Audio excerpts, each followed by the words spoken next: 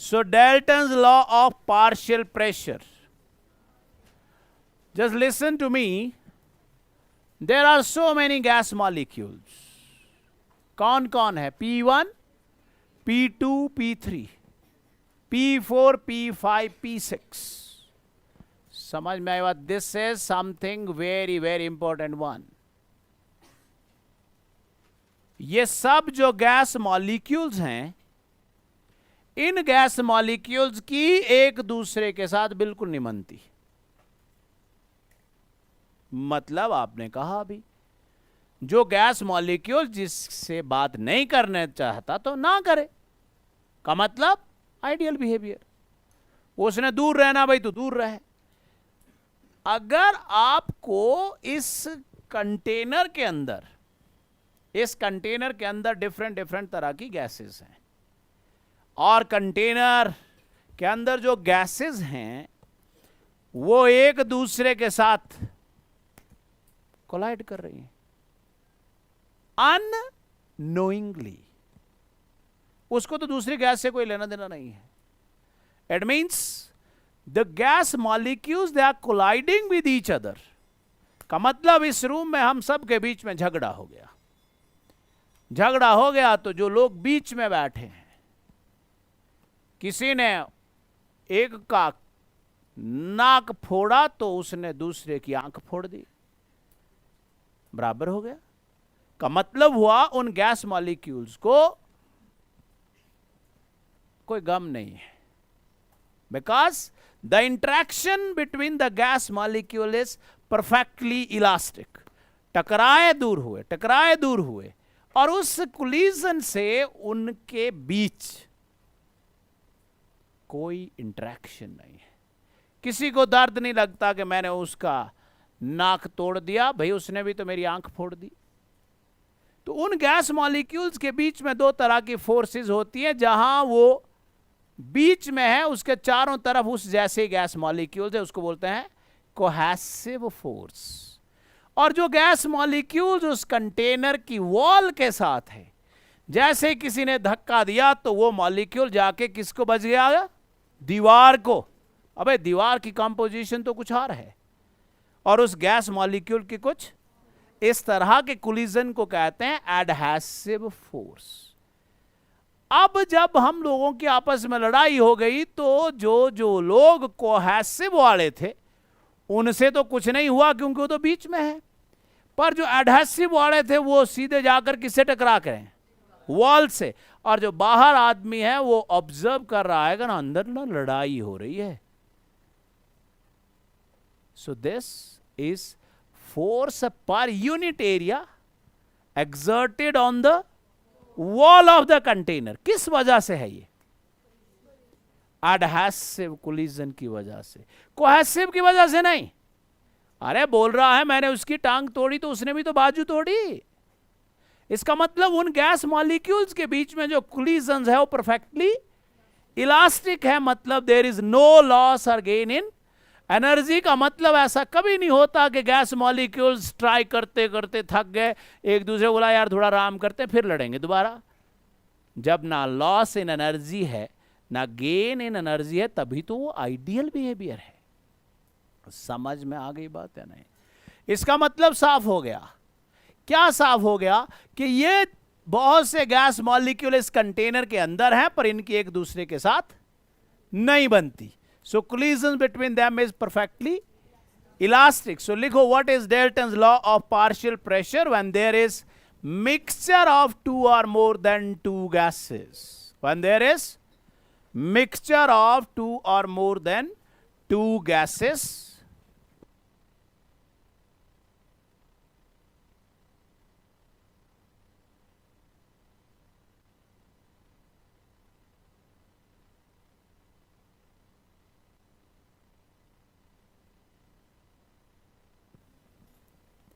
when there is mixture of two or more than two non-interacting gases, more than two non-interacting gases.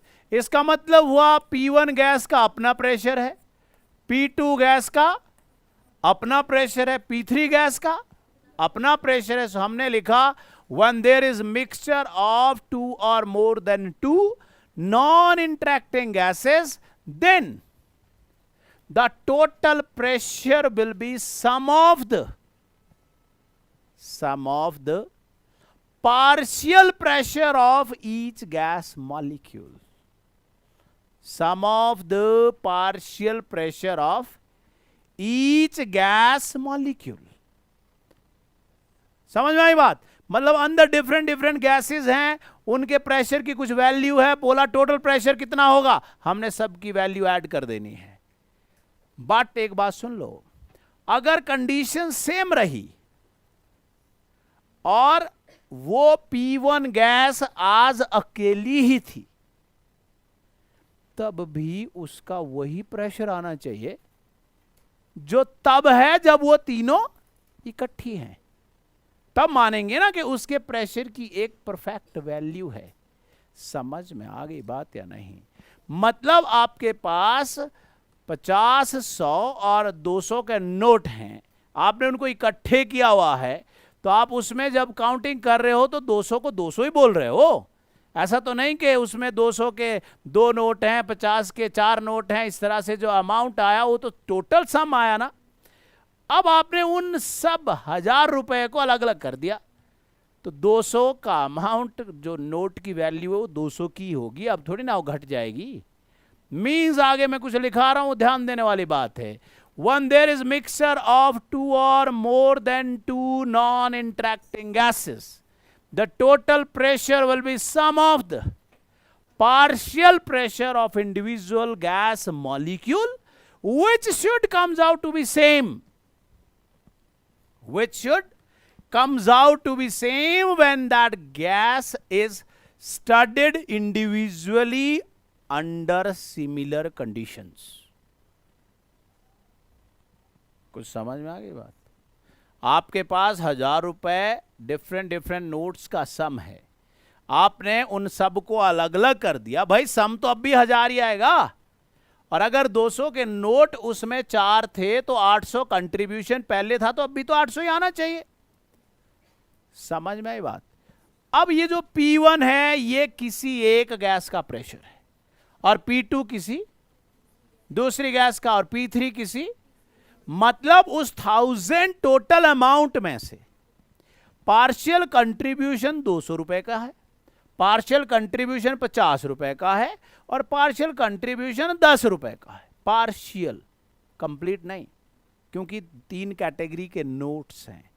इसका मतलब हुआ अगर मुझे ये कोई पूछे कि भाई उसमें 200 रुपए का कितना कंट्रीब्यूशन है, तो बताओ क्या करूं? मैं करूं कि भाई 200 का कंट्रीब्यूशन कितना है डिवाइडेड बाय टोटल कंट्रीब्यूशन कितना है। मतलब अब मैं आ रहा हूं किसकी तरफ कि यार ये पार्शियल प्रेशर कैसे निकाला जाए, how to find out the partial pressure. Partial pressure कैसे निकालें? अब जरा ध्यान से सुने, क्योंकि हमने मोल पढ़ा है। पार्शियल प्रेशर कैसे निकालें? हमें पता है कि वहां 3 गैस मॉलिक्यूल्स हैं, यस और नो? इसके मोल्स N1 है तो इसके मोल्स N2 हैं, तो इसके मोल्स N3 हैं। समझ में आ रही बात? तो टोटल मोल कितने हो गए? N1 plus N2 plus N3। आपको एक स्लाइड बताई थी, धीरू भाई अंबानी, मुकेश अंबानी और उनकी मम्मा की नाम था मोल फ्रैक्शन। फ्रैक्शन कि एक की प्रॉपर्टी अगर निकालनी होगी तो property of 1 divided by total property, उसको क्या बोलते थे? Mole fraction. तो अब हम क्या करेंगे? अब हम निकाल लेंगे x1। What it will be equal to? What x1 will be equal to?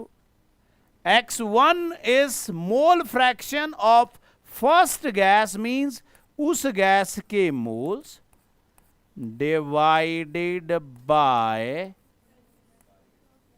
total मोल। अरे उस गैस के मोल डिवाइड बाय टोटल मोल। ये क्या निकल गया? उस P1 गैस का कंट्रीब्यूशन कितना है। समझ में आ गई बात? इसका मतलब आप X2 भी निकाल लोगे, नहीं निकालोगे? इसका मतलब आप X3 भी निकालोगे। तो जब फर्क कहां आ रहा है? इस न्यूमरेटर में। अरे अभी आपने उसमें N1 लिखा, दूसरे केस में आप N2 लिख दोगे, तीसरे में आप N3 लिख दोगे। इसका मतलब हुआ ये जो 3 प्रेशर आए, तो X2 किसके बराबर लिखूं बेटा? N1 plus N2 plus N3। कोई कंफ्यूजन है तो बोल दें। तो फिर बताओ X3 कितना लिखूं? It means N3 is equal to N3 upon N1 plus N2 plus N3 is X3 is X3। अब मुझे बोला गया कि ये बताओ कि P1 का कितना कंट्रीब्यूशन है। क्या लिखूं?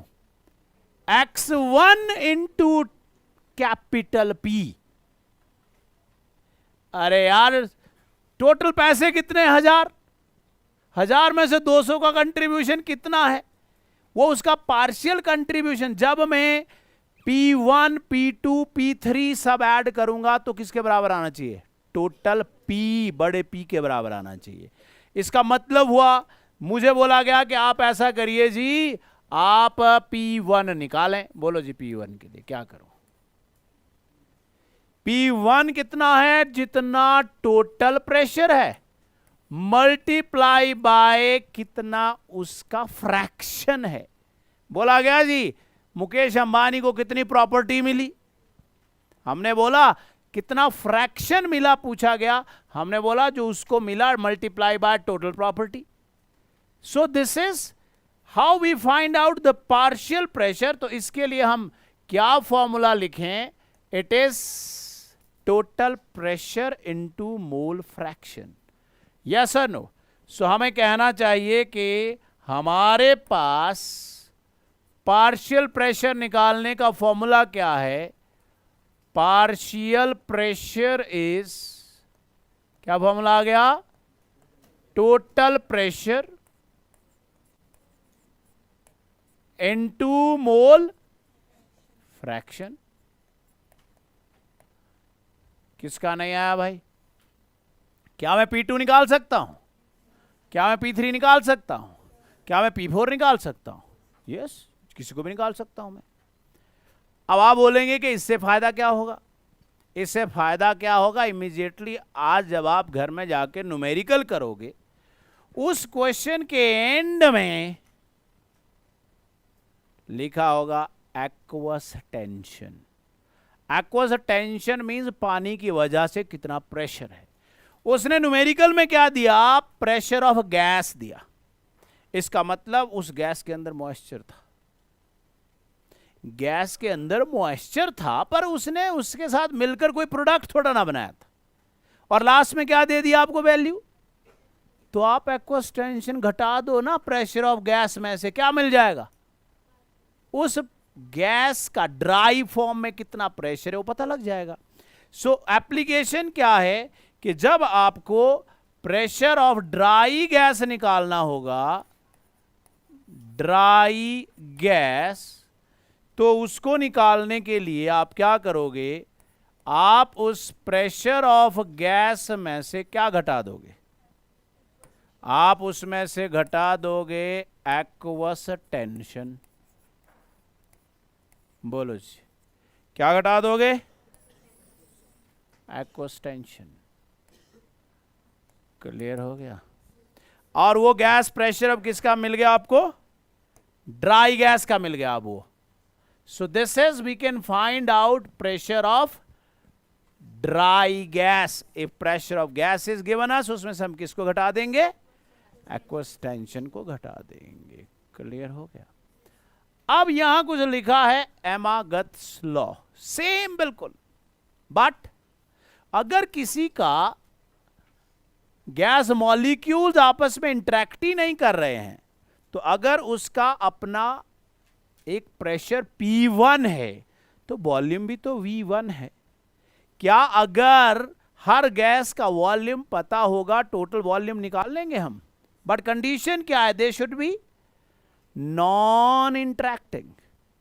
इसका मतलब हुआ सब कुछ जो ऊपर स्टेटमेंट लिखी आपने, मैं कुछ भी नहीं लिखा रहा हूं इसमें, जो ऊपर आपने सब कुछ लिखा, same statement, instead of pressure you will से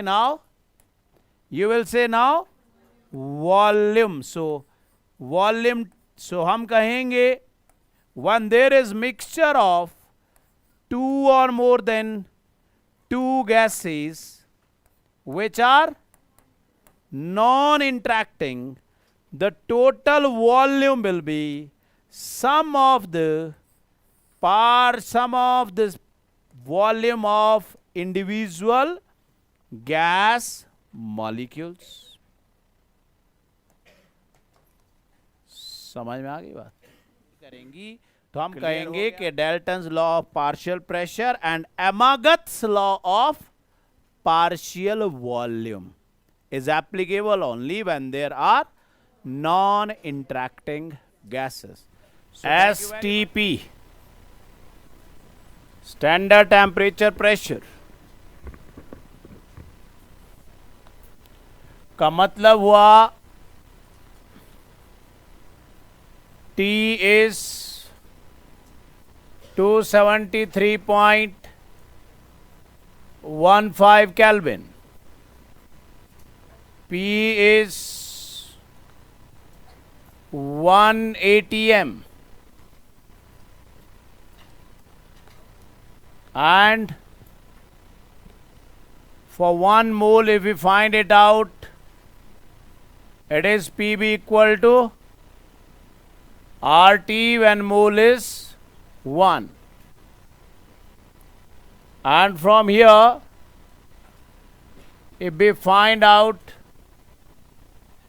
what will be this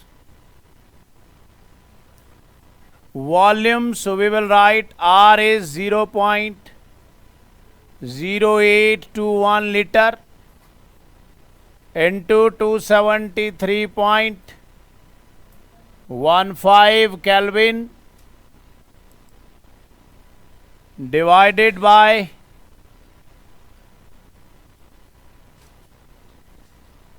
P, that is 1 atmosphere. Yes or no? R की वैल्यू का यूनिट था लीटर पर,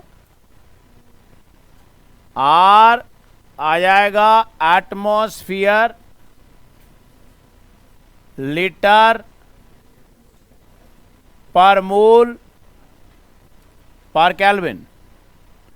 एटमॉस्फियर से एटमॉस्फियर खत्म, पर मोल 1 मोल के लिए वैसे ही है, केल्विन से केल्विन खत्म। So from here we will be getting 22.4 litre और 22.4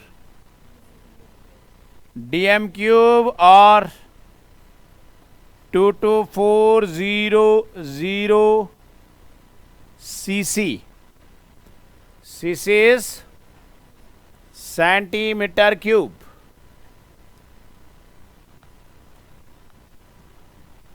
बोला गया कि in modern conditions the pressure is taken not 1 atmosphere but 1 bar, and 1 bar is 0.987 atmosphere. इसका मतलब इस वैल्यू को इतने से मल्टीप्लाई कर दो। सो इस वैल्यू को इतने से मल्टीप्लाई करोगे तो मॉडर्न एसटीपी मैं वॉल्यूम आ जाएगा 22.4 लीटर इंटू, इसका मतलब क्या आ जाएगा 1000 upon 987. 1000 upon 987 will be definitely greater than 1. और 22.4 को जब आप उससे मल्टीप्लाई करोगे तो ऑब्वियस है यहाँ वॉल्यूम ज़्यादा ही आने वाला है. तो निकालने को बोला था, कितना आया 22.7 लीटर.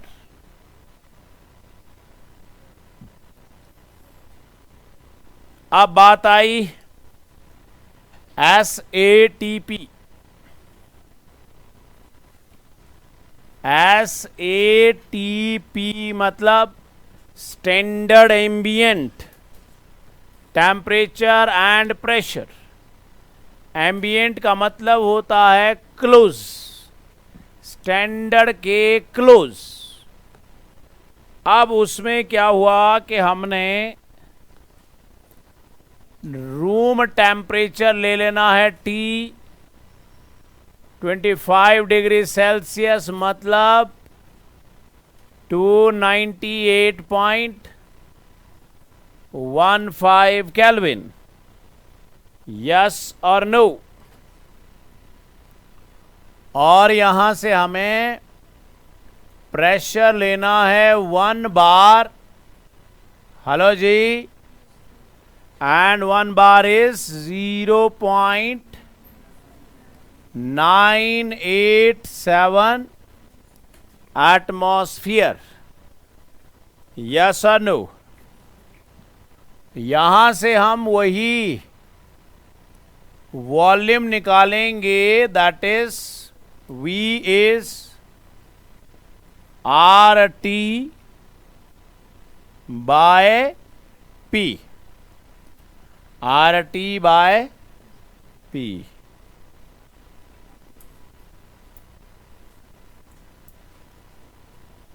सुन लिया. R की वैल्यू हम लोगों को पता है 0.0821. T is 298.15 Kelvin and P is 1 बार मतलब 0.987. तभी लिखा है यहां क्या 1000 बाय 987 के 24.8 लीटर है. क्लियर हो गया. ये हैं वो डिफरेंट कंडीशंस जिनको हम यूज करते रहते हैं. Graham's law of gaseous diffusion. Graham's law of gaseous diffusion. Diffusion का मतलब हुआ कि एक बैलून है जिसकी वॉल थिन है, आपने उसको प्रिक किया और धमाका हो गया, दैट इज डिफ्यूजन. एक वॉलीबॉल है जिसकी वॉल थिक है, आपने उसको प्रिक कर दिया और उस स्मॉल होल से अंदर से एयर बाहर जा रही है, that is called effusion when it comes out through a small hole. वो डिफ्यूजन हो चाहे इफ्यूजन हो, द रेट विल बी, जितनी गैस की डेंसिटी ज्यादा होगी, जितनी डेंसिटी ज्यादा होगी उतना डिफ्यूजन कम होगा. अरे डेंसर गैस होगी तो फिर डिफ्यूजन कम होगा ना. अगर डेंसिटी कम होगी तो डिफ्यूजन ज्यादा होगा. सो हम यहां लिख रहे हैं कुछ, that rate of diffusion is inversely proportional to the square root of the density. समझ में आ गई बात. जितनी उस गैस की डेंसिटी ज्यादा होगी उतना रेट ऑफ डिफ्यूजन कम होगा. और हमने पढ़ा था मोलर मास इज यस, हमने पढ़ा था मोलर मास इज 2 बीडी। अरे भाई 2 बीडी 2 इंटू वेपर डेंसिटी। तो अगर वो डेंसिटी के इनवर्सली प्रोपोर्शनल है तो साफ हो गया कि वो मोलर मास के भी इनवर्सली ही प्रोपोर्शनल होगा। जी क्लियर हो गया। इसलिए अगर इन दोनों फॉर्मूलों को हम कंपाइल करें और दो का कंपैरिजन करें, so we will be getting it R2 by R1 will be M1 by M2 under the root। बोलो, R2 by R1 is root of rho 2 by rho 1। Yes or no? क्योंकि जिसकी ठीक लिखा मैंने? जी नहीं, आप ध्यान से नहीं देख रहे हो। जिसकी डेंसिटी ज्यादा उसका rate of diffusion come. Clear हो गया जी। और यहीं से ही हम दूसरा फॉर्मूला भी लिख सकते हैं, and that formula is equal to root of G root of M1 by M2।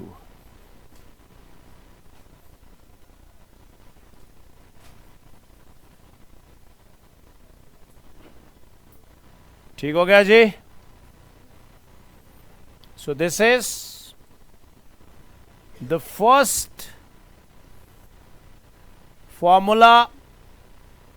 दो फॉर्मूले हो गए इसके अंदर, मोलर मास और डेंसिटी से रिलेटेड।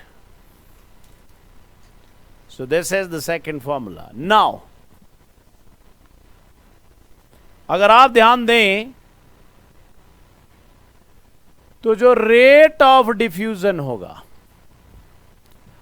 अगर वो डेंसिटी के इनवर्सली है तो वॉल्यूम के डायरेक्टली होगा, और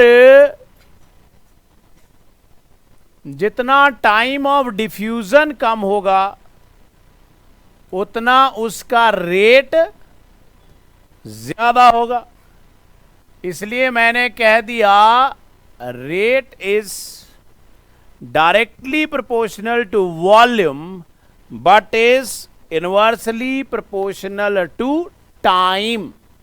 टाइम जितना लगा उतनी गैस जल्दी बाहर आ रही है। ठीक है, टाइम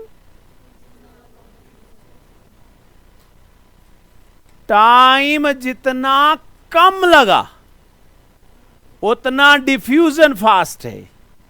समझ में आ रही बात? जितना टाइम ऑफ डिफ्यूजन कम होगा, ये टी टेम्परेचर नहीं है, ये टी टाइम है। इसका मतलब साफ हो गया कि अगर आप इसको कंपेयर करना चाहते हैं तो आपको बोलना चाहिए rate of diffusion of 2 divided by rate of diffusion of 1, yes और नो, इक्वल टू, बोलो जी, V2 into T1 divided by V1 into T2. Yes or no? So this is the variation of rate with time and volume. तो numerical दिया जाएगा, volume भी अलग होगा और time period भी अलग होगा। तो ये हो गया फॉर्मूला नंबर 3, ऐसा भी हो सकता है न्यूमेरिकल में कुछ ऐसा दिया हो कि भाई इस फॉर्मूले के 2 पार्ट, वो कहेगा the time of diffusion is same, the time of diffusion is same. अगर टाइम ऑफ डिफ्यूजन सेम हुआ तो वो फॉर्मूला मॉडिफाई हो गया और फॉर्मूला बन गया R2/R1, yes no,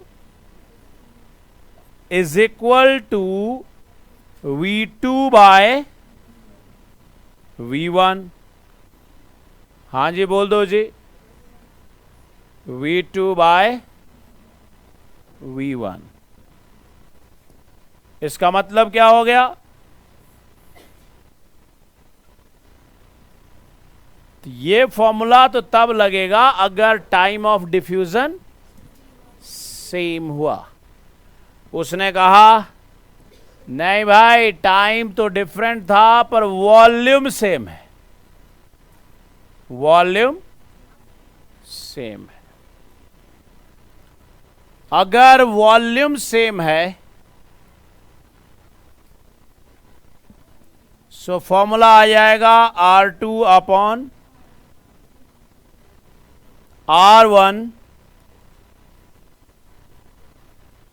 is equal to, volume तो सेम है so it will B T1/T2। तो उसी फॉर्मूले को मॉडिफाई कर दिया गया कि जब टाइम सेम है और जब वॉल्यूम सेम है तो बताएं क्या होना चाहिए। ठीक हो गया। अब आइए फॉर्मूला नंबर नेक्स्ट।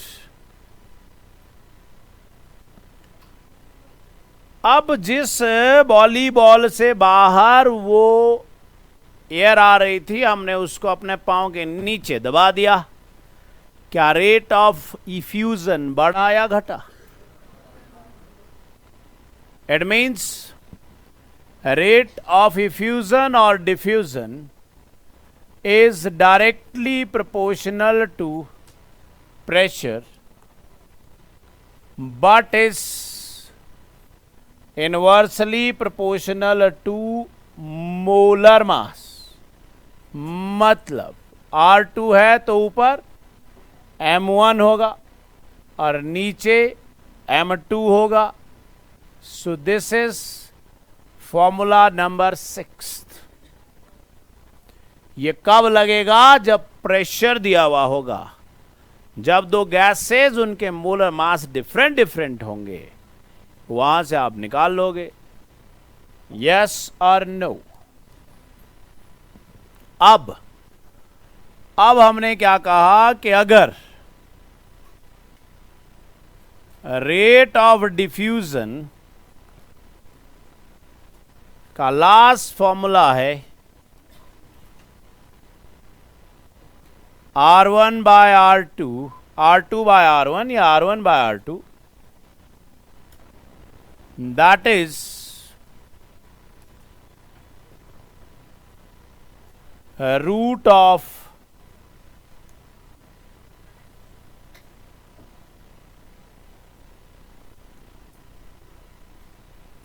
M1 या M2, M1 अपॉन M2, और जितना आप टेम्परेचर बढ़ाओगे डेंसिटी उतनी बोले घट जाएगी, और डेंसिटी जितनी घट जाएगी रेट ऑफ डिफ्यूजन उतना बढ़ जाएगा। सो this is relationship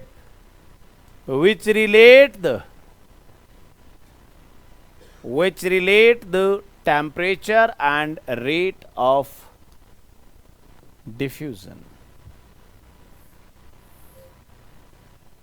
This is तो जितने भी क्वेश्चन करेंगे ये सारे इसी में ही आसपास घूमेंगे। अब बात आई कि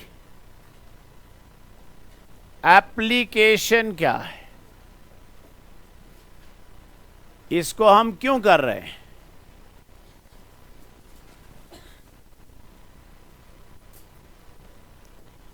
इसको हम क्यों कर रहे हैं, जो ये फॉर्मूला आपने यहां लिखा है इसको आप ऐसे भी लिख सकते हो। Formula number 8, R2 is divided by R1, so P2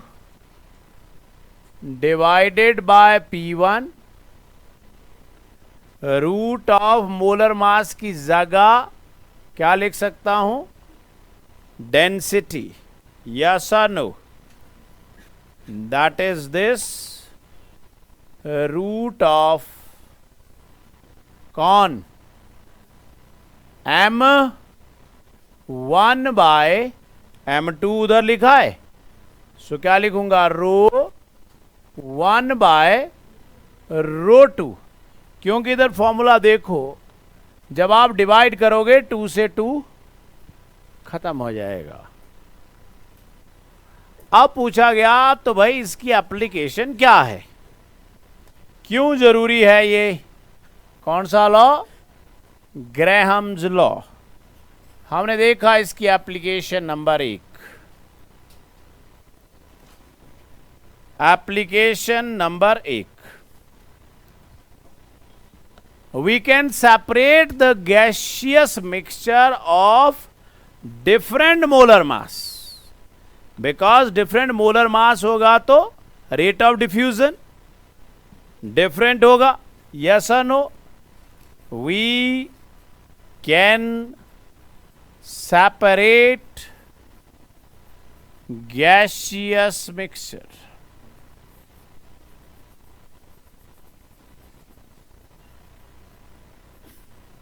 ठीक हो गया जी, we can separate gaseous mixture, बात नंबर 1। बात नंबर 2 जी, ऐसा कौन होता है जो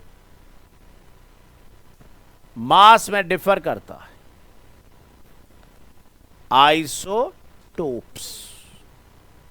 सो we can separate the different mixture of the elements on the basis of their different mass number, and दोनों में फ्लोरीन है और uranium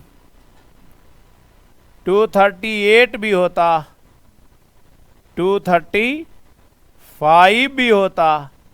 So we can separate this mixture by Graham's law। तीसरी बात,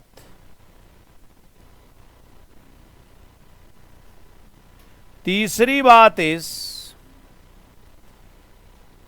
कि हमारे पास एक गैस नोन है और दूसरी अननोन है। ये देख रहे हो आप कंपैरिजन, अगर एक नोन गैस है उसका हमें मोलर मास पता है, सारे पैरामीटर्स उसने दिए हैं, तो क्या हम गैस दूसरी का मोलर मास नहीं निकाल सकते जो अननोन है। सो द अगली application is we can find out the molar mass of unknown, molar mass of unknown.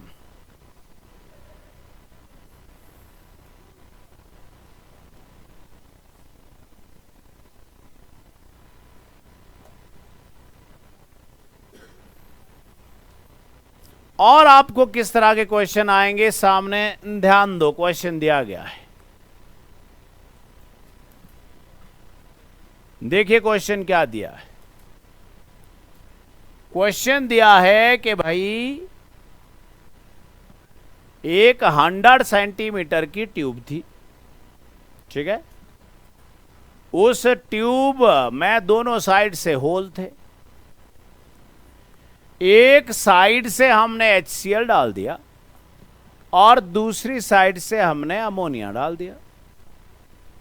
उसने पूछा कि अगर आपने जहां से 1 लिखा है, ये ट्यूब के ऊपर मार्क लगा हुआ है, 1 से लेके कहां तक लगा हुआ है? 100 तक, ठीक है। तो उसने पूछा कि अमोनियम क्लोराइड कहां बनेगा जब आप अमोनिया के डिफ्यूजन के बारे में सोचोगे तो उसका मोलर मास 14 और 3 17 है। 17 है मतलब कम है।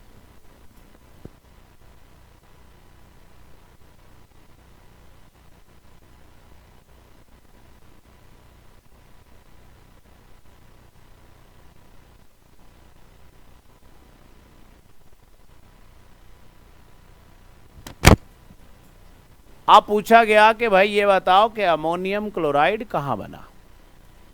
अगर हम अप्लाई करें जो हमने अभी मेथड किया, rate of diffusion of ammonia, yes और नो,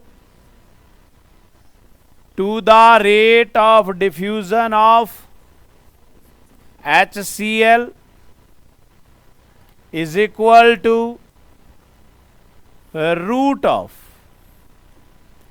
रेट ऑफ डिफ्यूजन। अगर अमोनिया का है तो उसका मोलर मास नीचे आ गया, यस और नो, दैट इज 14 और 3 17।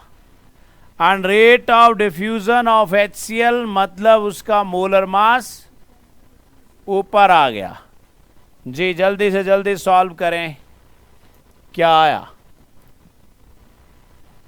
It means rate of diffusion of ammonia is dash time rate of diffusion of HCl 2.1 के करीब, मतलब के √2 समझ लो अप्रॉक्सीमेटली। √2 समझ लो तो मतलब 1.414 अप्रॉक्सीमेटली। इट मीन्स ये क्या बोल रहा है? ये बोल रहा है कि जब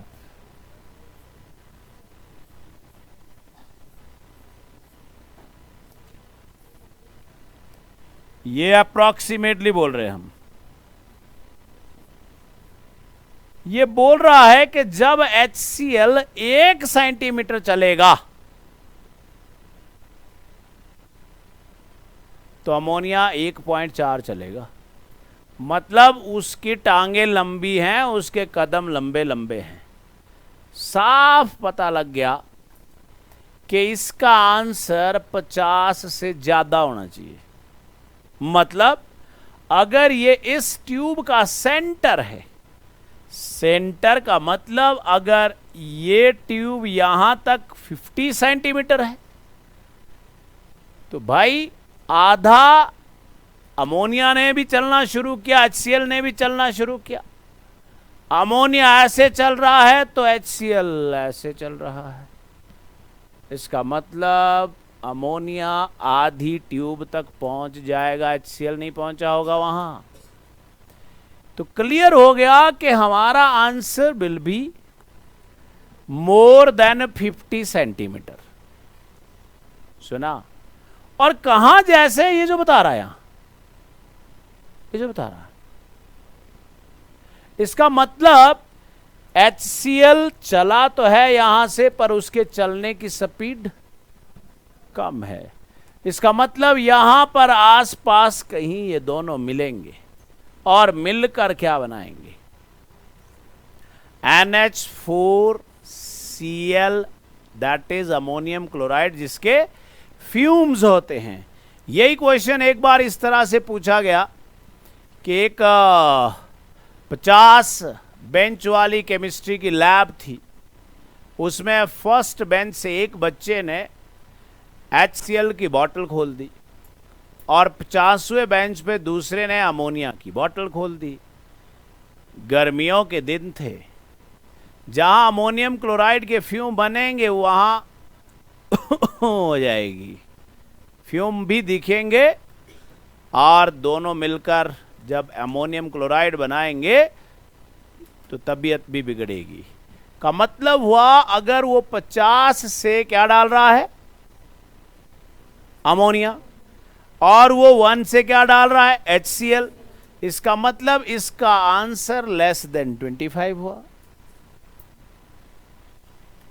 क्योंकि आधा कहां हुआ, 25 तक तो अमोनिया पहले पहुंच चुका होगा क्योंकि उसके कदम लंबे लंबे हैं। समझ में आ गई बात? तो अगर आप एग्जैक्ट डिस्टेंस निकालना चाहते हैं तो आप जब 50 अमोनिया हुआ होगा तो 50 अमोनिया हुआ होगा तो HCl 1.414 गुना कम है।